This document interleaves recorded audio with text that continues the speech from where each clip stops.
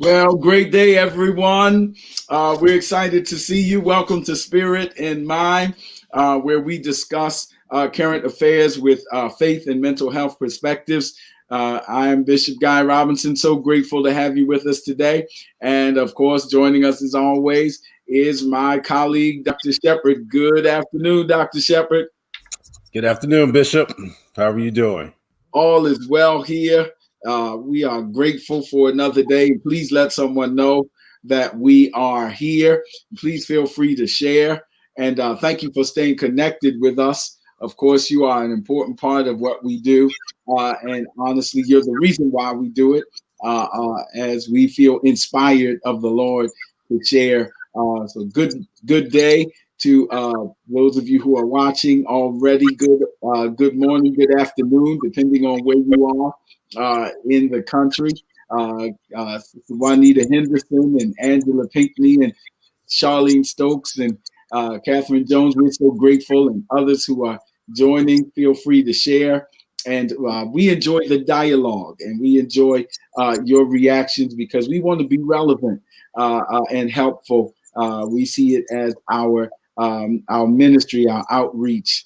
So grateful for you again, Dr. Shepard. What's your week been like? We got some stuff to get into, but we like talking to you a little bit. So, Dr. Shepard, how are things today or this week? Yes, Bishop. It has been a week.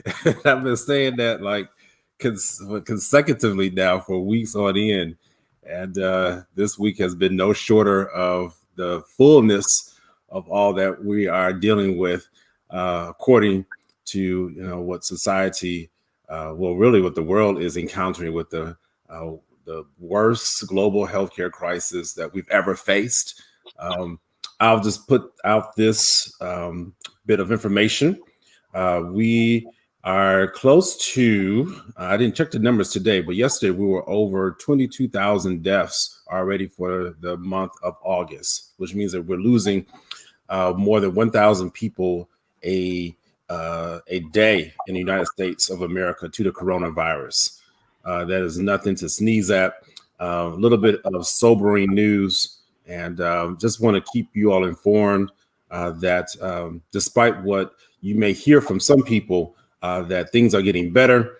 Honestly, things are either staying the same or getting worse. That's not to be pessimistic by no means, but that is to just make sure we send a warning that we have to remain vigilant, that we have to remain on guard and make sure that you are doing those things as mandated, wearing your mask, and washing your hands and still physical distancing. So I just want to make sure that people are aware of that. Otherwise, doing all right. The weight of the ministry, the weight of the calling is tremendous. But I also think about the benefits. And so one of the scriptures that comes to mind, which kind of embodies what I do, and what Bishop, I'm sure, would certainly agree, is in Proverbs 18 and 14, which says, "The spirit of a man will sustain his infirmity, but a wounded spirit who can bear?"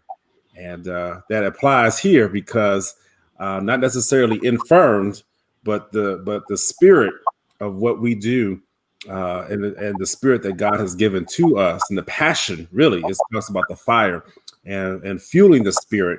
That will sustain us through this time.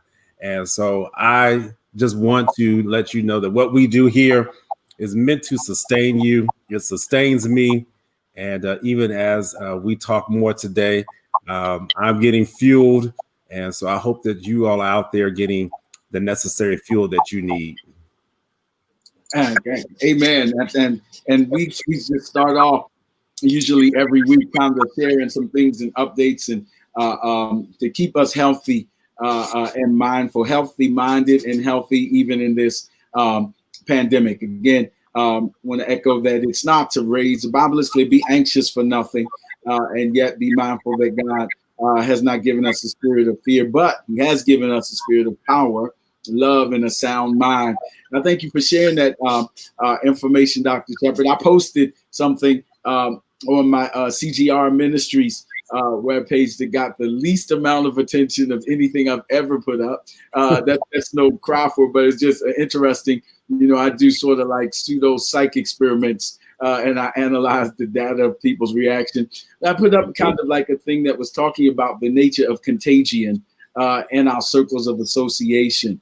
How many people we think are actually in our bubble, and how many people are actually potentially or actually in our social enclave, meaning our group, our crew, because it's a post of a fictional character named Riley. Riley thinks that it's like about 6 people in his circles. I only engage 6 people, but Riley's not considering that each of the other 5 have people in their circles of association with whom they associate. And so what he thinks is 6 people is really as many as 49 or 50. And so our circles of association, sociologists used to say that there's 6 degrees of separation. For most of us, that means we're 6 to 7 people away from anyone. And so it's just an interesting thing to see. It's a sobering thing to say, hey, I only hang around about 5 people. And that may be true in our social enclave, but the truth is, in terms of contagion, you may hang around about 40. Yes. so more. So it's just something to keep in mind as we are battling. And I believe ultimately we shall win. We will fight and we will win, as the song says. But we just try to keep you aware, to be sober-minded is what the Bible says, not anxious-minded, not fearfully minded, but sober-minded in these things. Enjoy life, but do so with wisdom. And so that's just sort of our normal way we open up, because we care about you on spirit and mind. But of course, today we want to continue a subject that has so many layers that it has been our subject matter for the past couple of weeks. And we're grateful that you're joining us. Again, good afternoon, Mama Jones, Laverne Jones, and good afternoon, Deaconess Shaw, and Sister Twyla, and so many others. We're grateful to have you with us today. We count it a blessing for you to have you with us today. But we've been talking about, again, this layered subject of the effects of mental illness on the family. Again, because when one person is battling mental illness, it is not just that person's situation, but it has effects on the family structure. That's my particular area of passion and study in terms of family therapy. And you find out that what happens to an individual affects systems.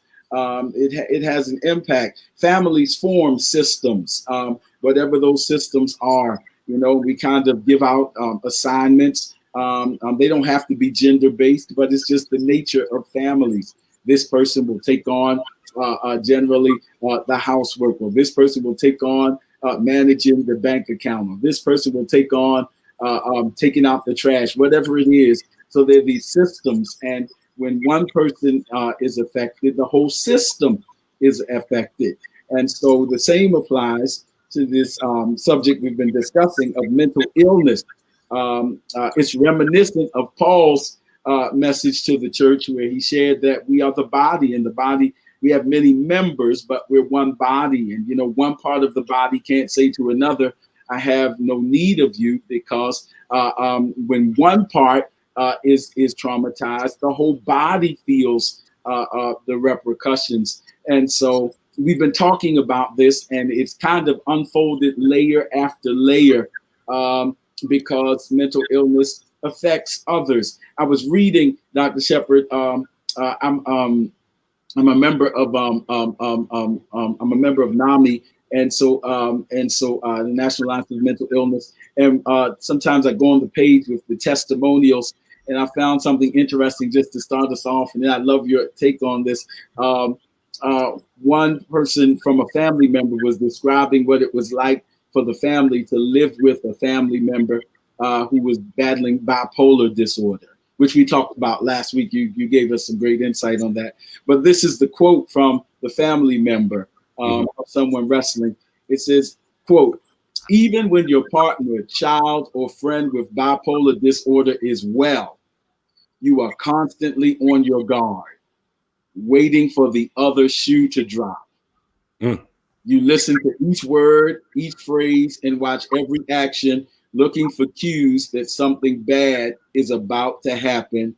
The fear of the next crisis is always in the back of your mind. Mm. That's not the person with the condition. Right. That's loved one living in this state of anxiety.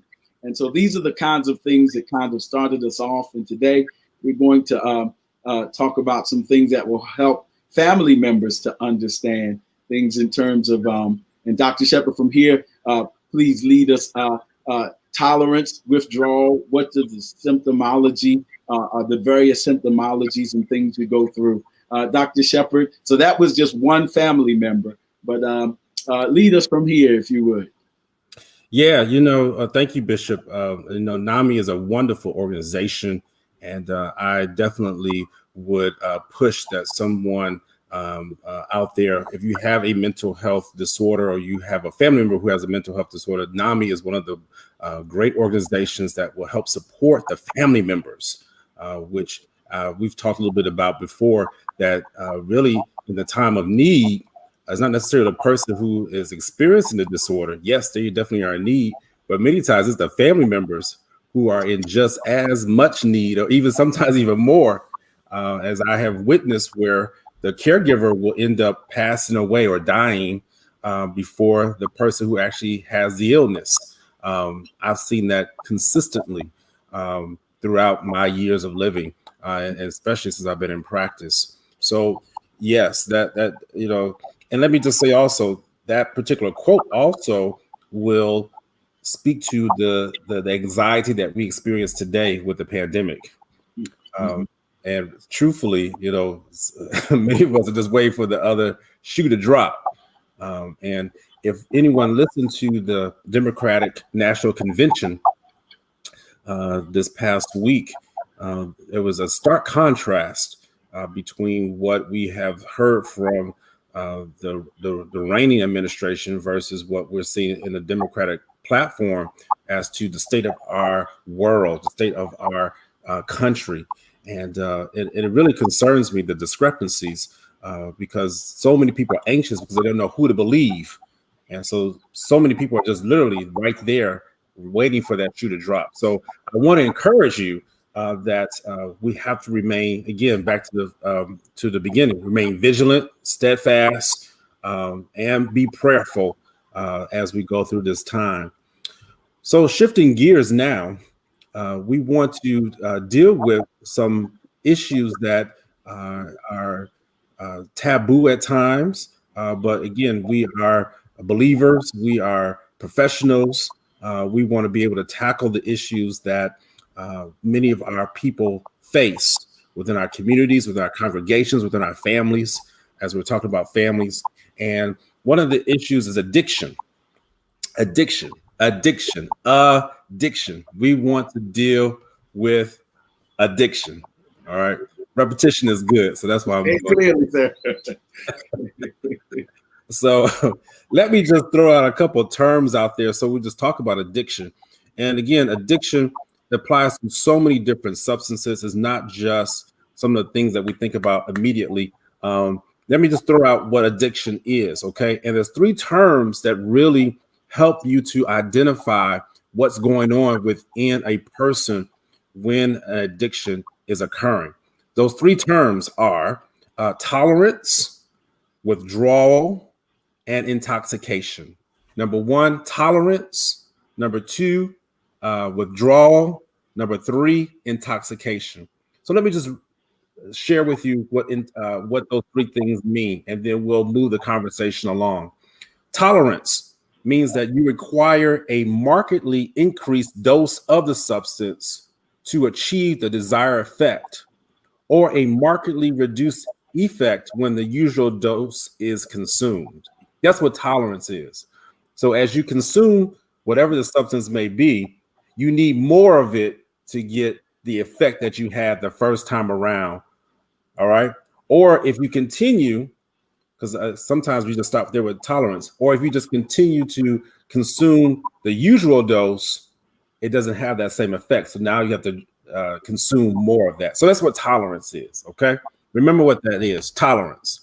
Number two, withdrawal is a syndrome that occurs when the concentration of a substance declines in an individual who have maintained prolonged heavy use of the substance. So withdrawal is when you have been taking and consuming that substance. And I'm using these words specifically and intentionally because many times we want to assume or put something in place of that. No, a withdrawal is the syndrome just has to do with a substance. Okay. So believe me, I'm being very intentional in the words I'm using right now. So as you can continue to consume that substance and you start to not consume it, then there will be a syndrome where you can actually feel the effects. So many of those effects are physiological effects, and we can go over some of those. So when that concentration of that substance has declined, and now your body is craving for more of that substance, different from tolerance. All right. So hopefully you hear that difference. Tolerance and withdrawal are different. Number three, intoxication. And that's the development of a reversible substance specific syndrome due to the recent ingestion of a substance. So when you're intoxicated, here are some of the changes that occur: disturbances in your perception, wakefulness, attention, thinking, judgment, psychomotor behavior, which means you can become more slowful or even more agitated, and interpersonal behavior, how you interact with people. So those are the three terms I want to lean on today as we go and delve about addiction, because all of our families have experienced persons who have been addicted to a substance. I don't believe there's anyone out there and again, I'm not going to start naming names, like Crazy John or something like this. You have that uncle who has a drinking. I don't want to put any really too much humor to it because addictions are real. All right. So addictions are real. People are suffering. People are suffering in silence because we don't truly understand why people are doing what they're doing. I know Bishop's going to get into some of the models of how we process addictions and how we could even treat them. But let me just say right now, there are so many different things you can be addicted to. All right. You can be addicted to caffeine. I'm looking over here. I brought from my office our diagnostic criteria that we use in psychiatry. And I'm just looking at just all the different substances. You could be addicted to caffeine, alcohol, cannabis. People don't like it when I say about cannabis. That whole thing about marijuana right now. Oh, Dr. Shepard, marijuana is a plant. God made it as a plant. Yeah, okay, it's a plant, but you can be addicted to it. Different hallucinogens, opioids, inhalants. There's so many different things. I want to read, but I literally have a list over here of 10 different things that are outlined here, and really it's more than that.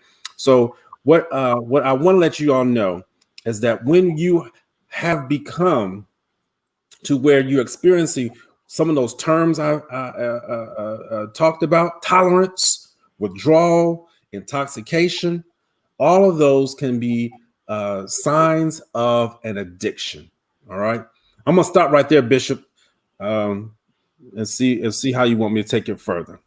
Oh, this is interesting and helpful. We trust that it is. Our goal again is to make family members aware of what your loved one may be going through or experiencing, because that's so key when we talk about things like intervention and being able to recognize what your loved one is going through, even as we are sensitive to what the caregiver and family is going through. So again, this information we believe is power. One of the things we gave last week as things families can do is to become educated on the subject, to know some things about it. And viewers, that's true of any caregiver. If you are, if a loved one has any other kind of illness, as the caregiver, You sit in on the meetings with the doctor, and one of the things you discuss is how to do care at home, whether it is in terms of nutrition or exercises, in terms of rehabilitation. So we're supplying information, and hopefully this information is helpful as we even discuss tolerance and withdrawal and the symptomologies and the various experiences. So let's talk about our perspectives, Dr. Shepherd, in terms of treatment. And I'm using that term with some liberal intention. But by that I mean how we think of substance abuse can determine how we prescribe solutions, if you will. And there's three general ones that perhaps we could look at today. There is the concept of thinking of addictions as there's the sin model, there's the criminal model, and then there's the medicinal model. So we will just talk a little bit about those. And again, I'll see the sin model, or the faith, sin, the harmatological model, to use the theological term. And then there is the criminal model. And then there is, thirdly, the medicinal model, which is, I guess, to say, is addiction a sin? Is it a crime? Or is it an illness? And they're the three questions that lead to each of those. And perhaps we could say that you can look at it from all three perspectives, on spirit and mind. So I'll start with the sin one. In biblical terms, biblical counseling would attribute addictions and substance abuse, particularly since that's what we're talking about, to a form of idolatry. In this way, here's the comparison. When we say as a sin, idolatry really starts off as being something that presents itself to be serving our needs, to be taking the edge off, to be making us feel a little better. And then we use it, and it's usually a natural resource. And we use it thinking that it's serving our needs to take the angst out. But ultimately, we end up serving it. And that's interesting.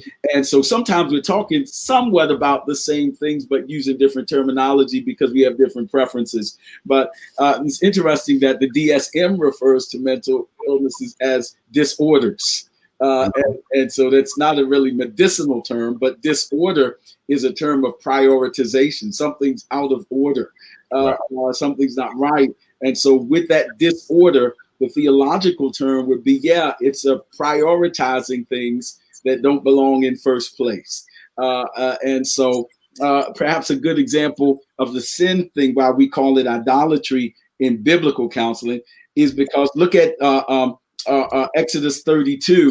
It says one of the earliest counts of idolatry, and it says that Israel got nervous because Moses was delayed in coming down from the mountain. So they're in the wilderness and they feel the separation anxiety from a loved one who's not there.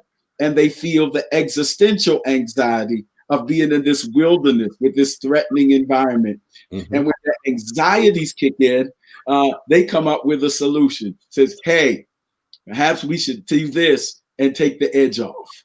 And it is in that context that they build a golden calf using the gold. Actually, they said, take the golden earrings and the things that you really got when you plundered Egypt. Take the natural resources, like marijuana. Take the natural resources and use them to build something like the coca plant. Take the natural resources and reprocess them. If you've ever seen what is done through the coca plant to produce cocaine, you see that it's taking a natural resource and putting our spin on it and sending it through all of these preparation processes and chemical processes. So let's take this gold, let's take these natural resources and let's reprocess it. And then when they finish, they build the calf. And then they said, now this is your God. And there's the flip. You started building it to take the edge off to serve you. but by the time it's finished, you end up serving it, and Right. it takes care of everything, takes Right. over everything, and that's where the parallels are. And so, at the end of the day, the theological thing is that there is an adversary of our faith that is manipulating things in the world. So that's the context of the sin issue. The criminal issue sees it, of course, as a violation of the law, and that really got into. And Dr. Shepard, you could take us, might want to talk to us on that, because we talked about the criminal issue. If you see it as a sin issue, then you pray, you give hope, you let people know that help is available.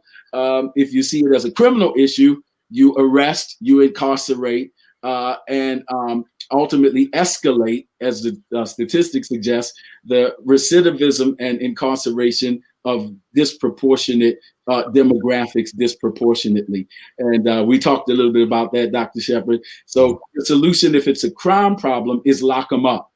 And then if it's a medicinal problem, then it is, of course, treatment through psychotherapeutic and prescription methodologies. And so, Dr. Shepard, it may be all three of them, of course. That brings us into some people are incarcerated, and then their treatment plans in prison or the lack thereof is an issue.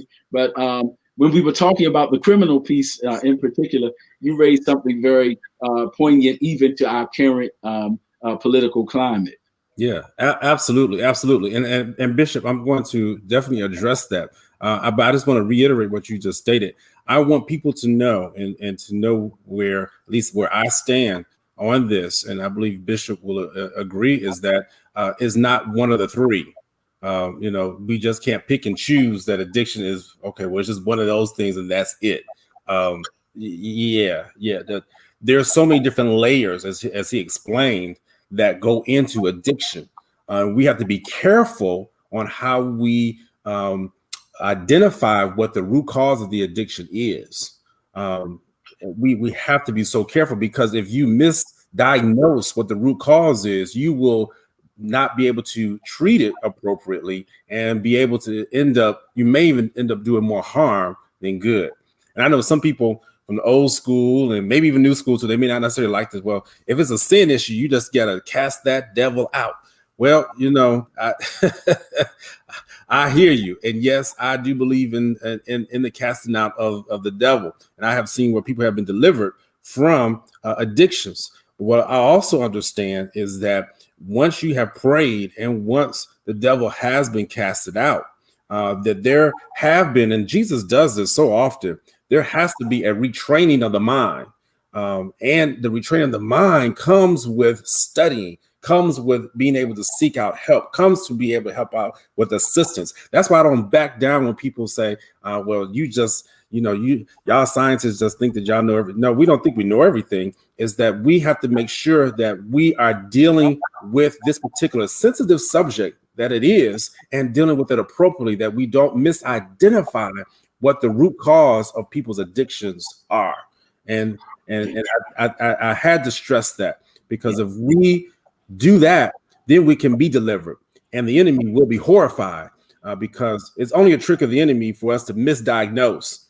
He doesn't care. He doesn't care if we're able to figure out what's going wrong. He cares if we bring about the right solution. And so, man, I feel that on that. I felt that when I said that. Enemy does not care.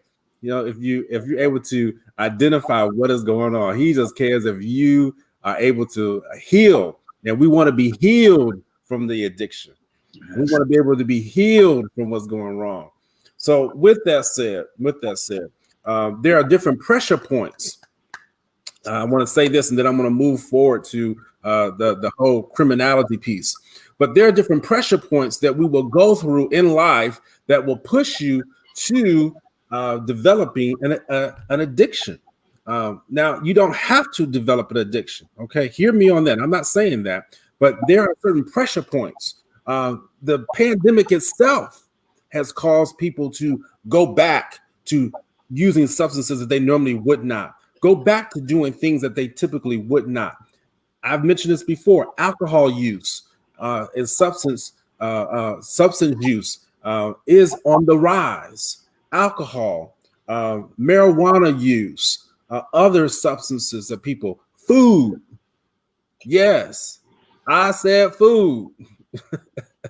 I'll say it again. Food. Um, I went to the doctor myself this past week, and he said, "Oh, you gained a little bit of weight." That's because I've been eating, and that's how so many of us have to be careful. That, and I just talked to another saint of God, and she said, I have to stay out the kitchen because as I do my work, I have to find myself, and before you know it, food becomes something that just continues to intoxicate you. Oh, I'm going to use these words here that we talked about. It will it will change even how you feel. Don't Please don't give me that type of social that virtual look that I see some of y'all are giving me right now. you know, I can even see now. When you eat that ice cream or when you eat that sugary food, how that just makes you feel. It just changes your whole personality. I know I'm talking right up in here, because you wouldn't be eating it if it didn't make you feel good. And then all those empty calories. And when you go to the doctor, just like I did, come to find out we done gain weight. Now, are you addicted to food? If I'm not saying that. Again, we're not making any diagnosis on this particular program, but there are certain things that we have to understand that when we consume them, are we intoxicating ourselves with it? You can intoxicate yourself with TV shows, and other things to just fill your mind up, and it changes your whole perception. Mm-hmm. All right. So enough of that, Bishop. But I do want to answer the question regarding the criminality piece. So we have to understand that there are certain people who, again, will engage in certain behaviors and become addicted to those behaviors, and then they will run into the law. They'll run into the legal system. And once they get involved in the legal system, again, they have to properly diagnose what got them to that point. I know some people will say, well, they shouldn't have been doing that. And yes, I agree with you. If someone is breaking the law, then there should be some consequence.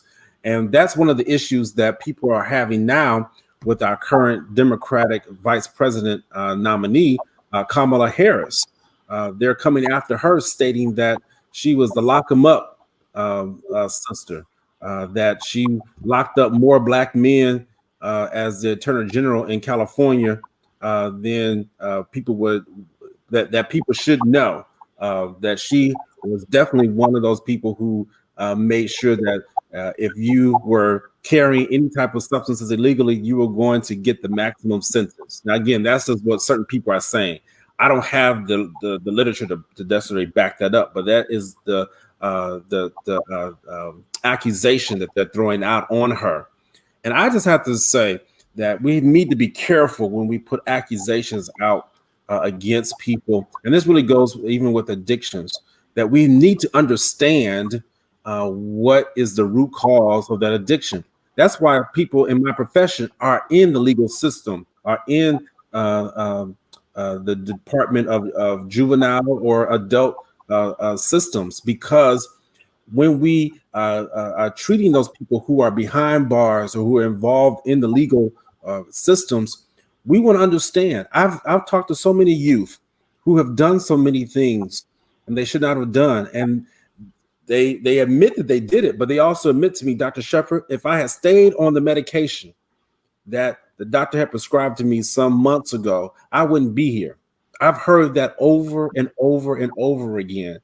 As I work, I directly work with youth who are in the legal system, juvenile justice system. That's part of my job. And so I know what they're saying. And again, is the law always fair towards them? I'm not saying that. Um, are blacks disproportionately represented in the legal system? Absolutely. Yes, I agree with you on that. That's not even a point of contention or argument. What I'm saying right now is that we need to be able to properly identify the source of addiction and make sure that we are providing the healing and the treatment for what those symptoms are that are either causing intoxication, withdrawal symptoms. That's another way in which you know that you've been addicted to something. And I've mentioned before, I've had to watch how much caffeine I take in, because 2 or 3 days later, I'll have a lull in my mood, and I know that's because I drank too much caffeine 2 or 3 days later, and that lets me know I can't do that. If I consistently do that, I'm going to continue to keep on drinking more caffeine. I'll become addicted. And this is my last point, if you got to go to Starbucks, and when they shut down Starbucks a few months ago, and you couldn't get your fix, and you just grumpy as I don't know what, and I hate to tell you that could be a sign of addiction.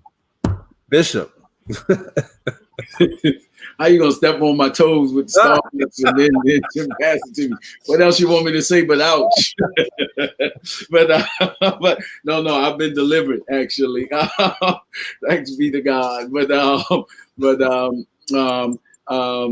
You raise up, and what we're trying to say is we talked about these three perspectives: the faith or sin perspective, the criminal perspective, and then the medicinal perspective, because it's so important that we identify our roots and have a balanced approach. And I think what another way of saying it is to be aware that we all have been, either by socialization or another way, we have prejudices towards one way or another, so that we don't impose our prejudices on the persons who are wrestling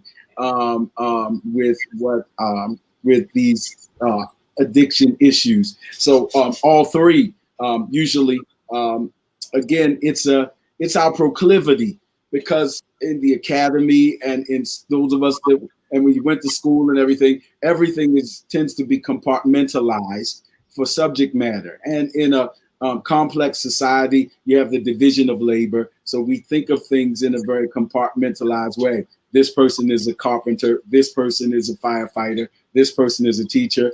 I got geometry class, and then I have English class, as if English has nothing to do with geometry. But really, it's really more integrated. When we're solving a geometric problem, we're reading, and we learn to read in English. And so I'm trying to say that life tends to be much more integrated than our compartmentalized thinking. What helps us learn is one mode, but what helps us live is to see where these things interact and intersect. And so we're suggesting that you could consider all three. The faith model, there is something to saying, yes, if I'm looking at this person's addiction issue from the spiritual matter, then yes, they do need the hope of the gospel. And we do need to be mindful of the realities of idolatry, and that it does present itself as a solution, but then becomes a god, little g, if you will, and it dominates. And so there is a perspective to that. There is a perspective to also understanding the renewing of our minds, as Dr. Shepherd talked about, that Jesus was a master with helping persons to think differently and progressively. And so that certainly is what the scriptures calls be not conformed to this world, but be transformed, Romans 12, by the renewing of your mind, that continual process. And he's talking to the church at Rome. And so what you see in the Pauline epistles is really follow up, if you will, theological therapy, because these persons are already saved. They're already, when he's writing to the church at Corinth, and writing to the church at Ephesus, and writing to the church at Rome, his emphasis is to the church. In fact, many of the Pauline epistles start out by saying to the church that is at Corinth. So he's talking to people who have been justified but are being sanctified. And so it's this need for the continual renewing of the mind, because we're constantly bombarded with different pressure points and ideologies in the culture at large. And so this constant renewing of the mind is important. And so there's something to be said for the therapeutic approach and the theological approach, and the criminality approach is there. But the criminal approach, again, if you just, either one of these, I guess this is what I want to say, Dr. Shepherd, either one of these we can become imbalanced in.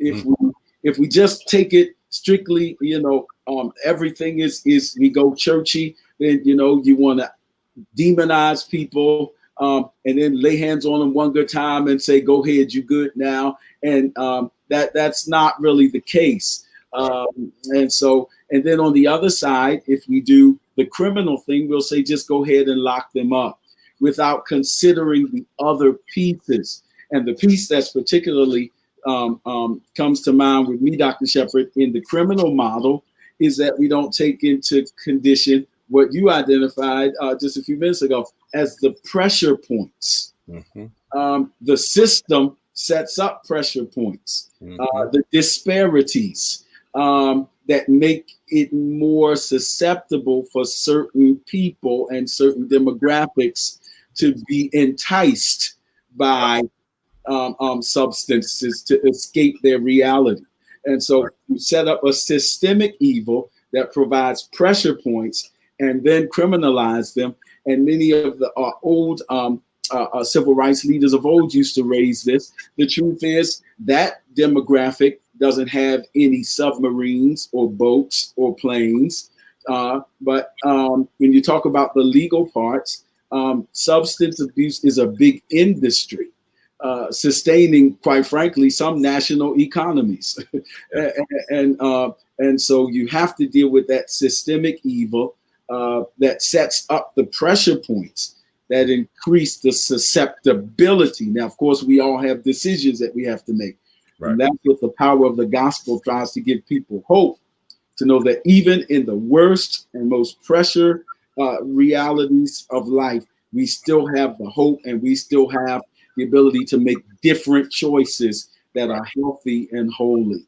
And so these things kind of interact together as one. And so that's where those cases come from. I was thinking, Dr. Shepard, in the 90s, we might have been leaning towards more, since we were talking about some of the criminality in the 90s, and really beginning with the Nixon administration and the Law and Order, who was the first candidate to run on a Law and Order campaign.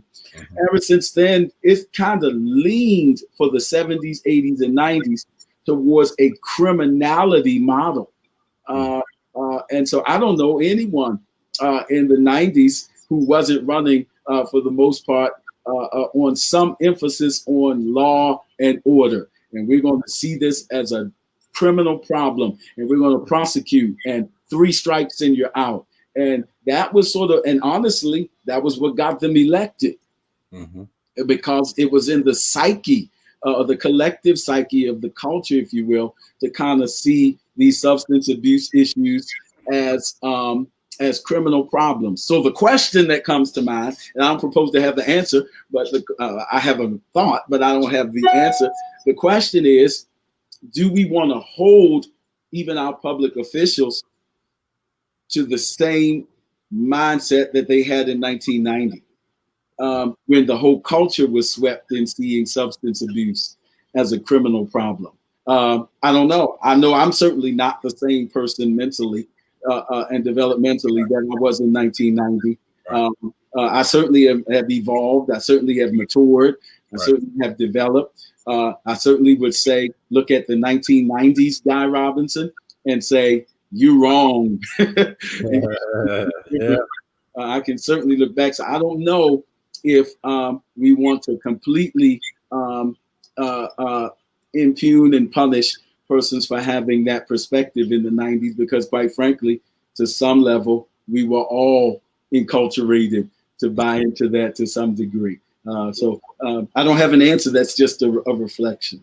Yeah, and you know what, Bishop, and I definitely can take that point of view that you have just elaborated on. The thing that I struggle with, though, is the racism that continues to be spewed. I'm looking for the right words here. I'm trying my best to be diplomatic. I'll just be honest with you. That's why I'm struggling for some words right here. Because whether or not you matured or not, it's still a issue with the fact that we have more blacks who are jailed for these crimes than whites. That is a problem. We only represent 13 to 15% of the U.S. population, but yet we're over 50% of the people who are incarcerated. That is a problem. Mm-hmm. That is a problem. So, even if people did mature back from 1990s to now 2020, it's still a problem today. And so we just got to do better. So you understand why people have these pressure points, because right now in 2020, the blacks, we're sick and tired of it. We're sick and tired of people continue to put their knees on our neck. We're sick and tired of this double standard. We still have people out there who are murdering our black people, our brothers and sisters for no reason whatsoever, and no justice. Breonna Taylor's killers are still free. That just has to stop. And so I can understand why people are pushed to their limit. Pressure point. Mentally, that is a sensitive, critical issue that can be exploited for one's advantage. Absolutely. That's the definition of pressure point mentally. All right. We know what pressure points are, and there is a pressure point on the neck physically. That's why George Floyd died. Right. Because when you and those who are in combat, or those who are in the military, they know that you can put your finger on somebody's neck, on the carotid, and you can put somebody to sleep. Yes. On a sleeper hold. That's physical. But when you have a mental pressure point, that's what I think. That's that sensitive, critical issue that can be exploited for one's event. And that's what has happened to Black people.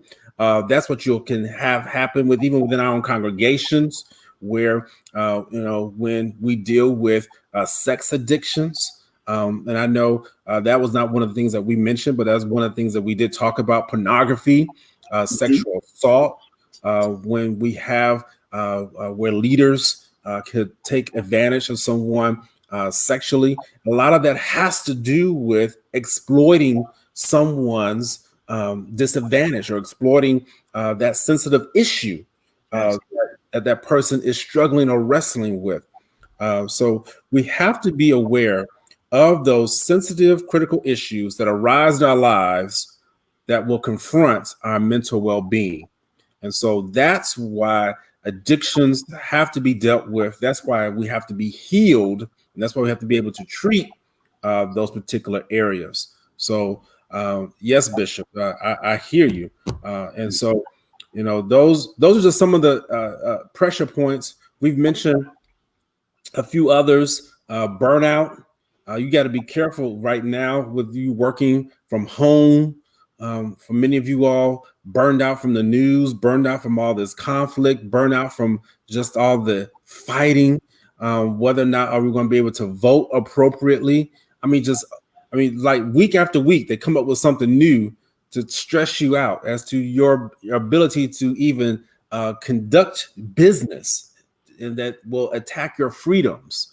I've never seen such a time like this, where it's like week after week, they find something else. And when I say they, it's the kind of the proverbial they, but the administration, the media, all of them will use these tactics, which will push people if you're not grounded, if you're not sustained. And so that's why I mentioned at the very beginning, it goes back to what we talked about. The spirit of a man will sustain his infirmity. So we can even look at it for addictions. If you have your spirit man sustained, you can overcome that addiction. It will sustain you even through that addiction, whether it be through sin nature, whether it be something that is a medical issue, a disease. You can come out, and I have seen people come out. Yes. And that's why it's so important to consider all of these perspectives. And some of you said it's powerful that I want to reiterate and be clear. That's the importance of holding even in the criminal, because there's sociological things in the setup and the pressure point, how powerful that is, that we raise these issues and hold them accountable even to persons today, just to be aware that these situations need to be addressed and reframed, and balance. We were out of perhaps I guess the argument is we were out of balance in our treatment approach uh, in years past, and there have been tragedies and consequences because of that. But we also need to be mindful. And what we see now is bringing in. It seems like it's taking on in the pop culture more of an approach of embracing what was always there, but more embracing of the medicinal aspects of it, that it's illness and those kind of things, and not just the crime. So the illness and the crime, and then there's the moral issue, and we all lean towards one. But I think the point we're trying to make is to be aware of the multi-layered realities that we're dealing with here, even as family members, so that we can fight the illness. One suggestion that support groups make is learn to fight the addiction and not the person. Learn what we have to do to battle that. And so these elements, these perspectives, hopefully can give us more of a strategy to fight the illness, to fight the situation, to fight the addiction, and not the person that we love. So I guess that's kind of how we look at it, or how I'm suggesting.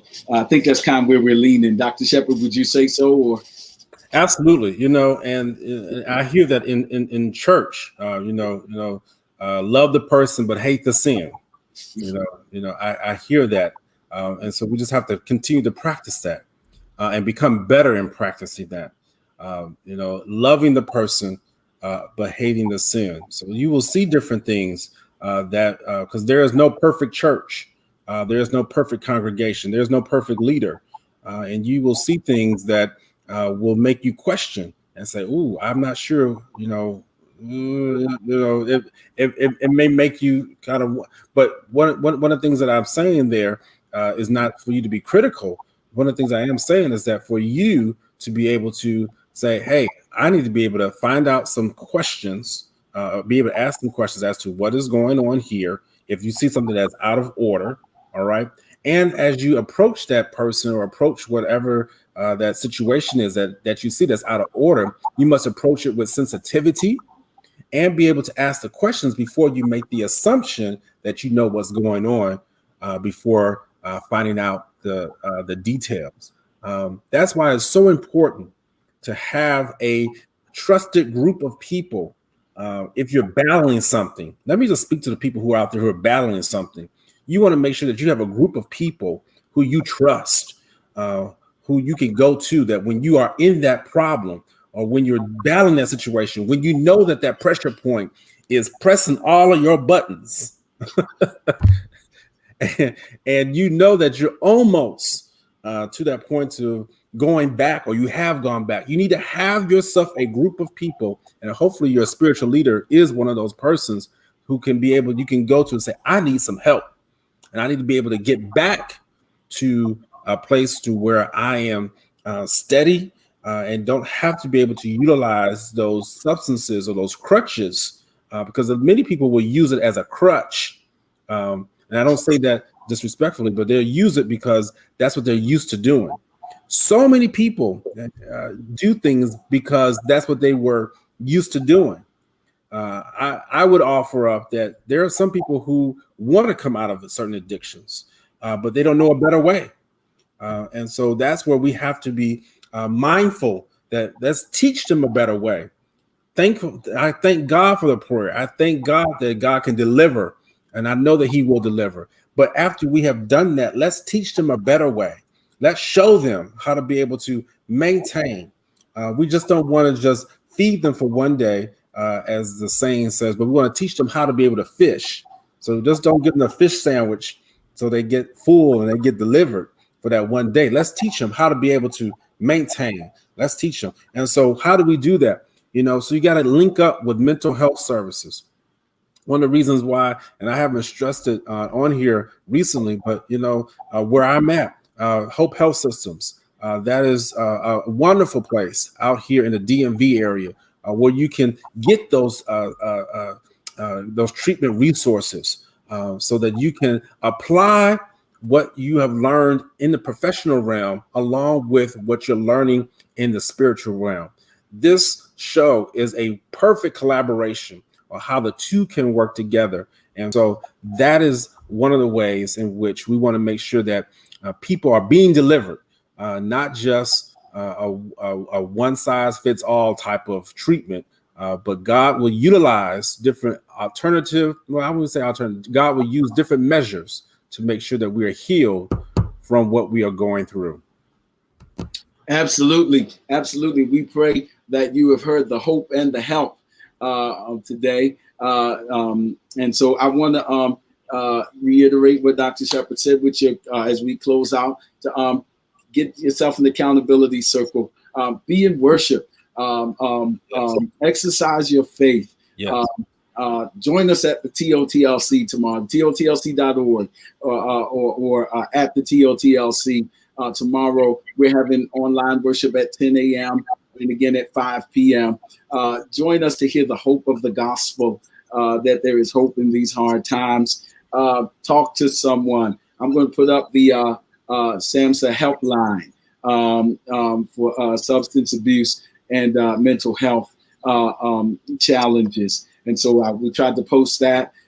Give a call if you feel like that pressure is getting to you, because that's the strategy of the enemy. It's as old as Eden, to raise anxieties. That's what he did with Eve, to say you're missing out on something, and then offer false solutions that end up putting us in a worse position. And so that's the very nature of idolatry. That's the very nature of the enemy who really wants to reign. And so he offered it to Jesus in the wilderness. He offered him bread. He was saying, turn these stones to bread. Abuse your power. Abuse this. I'll let you give you all of this if you'll worship me. That's turning and trying to create idolatry. And so if you feel yourself going to that place, get help. There's help in the sanctuary. There's help on the helpline that we've posted for substance abuse and mental health crises. And join us again on Spirit and Mind, where we try to reflect that. I'm happy as we close. I found out I got reminded today that today is the 1 year anniversary of Critical Collaboration. Oh, wow. 1 year ago, we put out this book the Lord gave us on forming partnerships between mental health and faith professionals. And we try to model that even today on Spirit and Mind every week. So I pray that it's been a blessing to you. Please let someone know we're here. Amen. Any parting words, Dr. Shepherd? I'll just say this, thank you all for those who have joined in and joined us every week at 12 noon. Again, continue to pray for us. We are launching and look to launch more and better things that will serve the people of God. So please just know that we're not looking to stay here. We're looking to go further. So continue to keep us in prayer as we are praying for you all. And I did put the number out there for Hope Health Systems. That's the other thing I wanted to say. So you can look at that in the comments. Hope Health Systems direct care services here in the DMV area. And that's where I serve as Chief Medical Director.